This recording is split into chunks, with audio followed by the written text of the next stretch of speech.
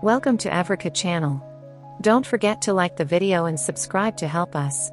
With the right options, the mid-level Cayenne S comes tantalizingly close to the performance of Porsche's top dog model. The current third-gen Porsche Cayenne debuted for the 2019 model year.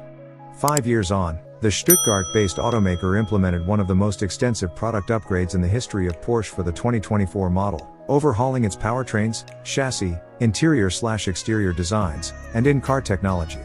When we first drove the 2024 Cayenne, we said, every version of this extensively refreshed model drives the same, even with some getting more power and others getting better fuel economy. But they are otherwise identical in character. True as that was, it was also before we had tested one. The first newly updated Cayenne we got our hands on was Porsche's premier performance utility vehicle, the 2024 Porsche Cayenne Turbo GT Coupe, which promptly claimed 5 of our 7 Motor Trend SUV performance records: 0 to 30 miles per hour, 0 to 60 miles per hour, 0 to 100 to 0 miles per hour, 60 to 0 stopping distance, and quarter mile. It achieved these feats thanks in part to a mission-critical list of standard performance equipment, including a range-topping 650 horsepower tune for its 4.0-liter twin-turbo V8, Porsche's Sport Chrono package, with launch control, torque vectoring plus all-wheel drive, PTV plus, adaptive air springs with active dampers, PASM, 48-volt powered active anti-roll bars, PDCC, carbon ceramic disc brakes, PCCB, rear axle steering, a sport exhaust system with titanium tailpipes, and 22-inch wheels fitted with ultra-high-performance tires, all for a whopping base price of $197,950. Optional wheels, door handles, and a head-up display pushed the as-tested total to just over $200,000. The most notable change to the more attainable 2024 Cayenne S, which starts at $97,350, was the swapping out of Porsche's snorty, power-dense 434 horsepower 2.9-liter twin-turbo V6 with an under-stressed 468 horsepower version of the twin-turbo V8. Although there's slight loss in efficiency of 1 mile per gallon, the gain is a mellifluous 34 horsepower, and 37 pounds-to-foot of torque. Despite lacking the Turbo GT's go-fast arsenal, the base-level Cayenne S proved to be no slouch. Tested on standard all-season tires and optional air springs with PASM, the 5,000-plus-pound SUV sprinted from a standstill to 60 miles per hour in 4.5 seconds on the way to a 12.9-second quarter mile at 107.9 miles per hour. Its two-way average lateral acceleration reached 0.90 grams, and the Motor Trend Figure 8 was dispatched in 25.6 seconds with a cumulative 0.75 grams average in all directions. The results aligned closely with a lighter and more performance-oriented Cayenne GTS Coupe we tested in 2021. Could it be better still? As we found out, the standard Cayenne S is potent enough. But we wondered how much more potent it could be if you added some of the Turbo GT's key performance features. We wonder no more thanks to another Cayenne S we had in with $10,500 worth of options that come standard on GT.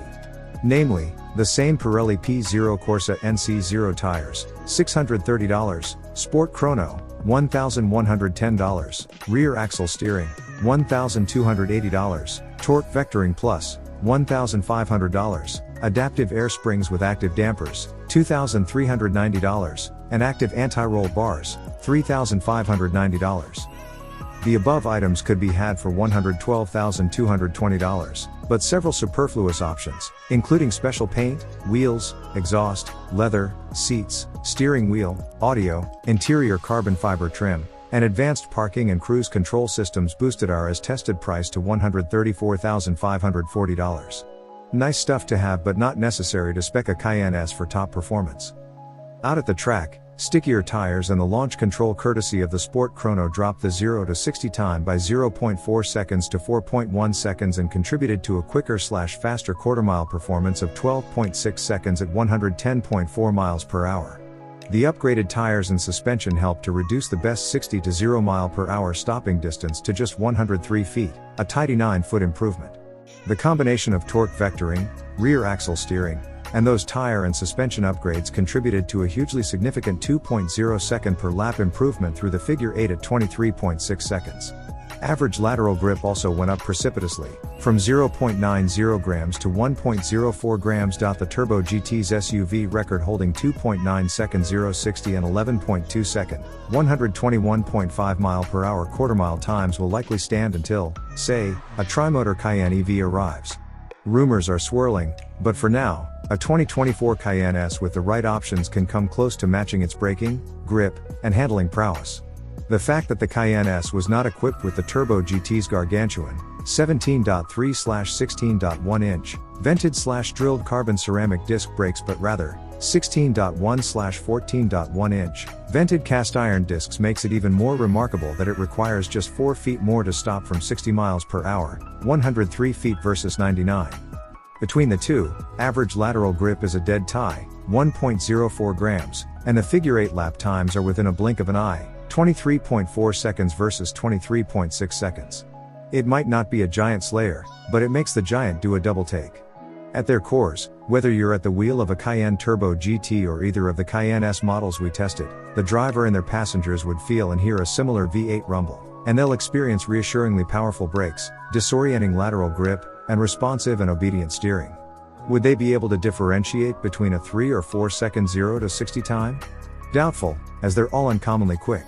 Would they be able to recognize a quarter-mile whizzing by at full throttle at either 110 or 120 miles per hour?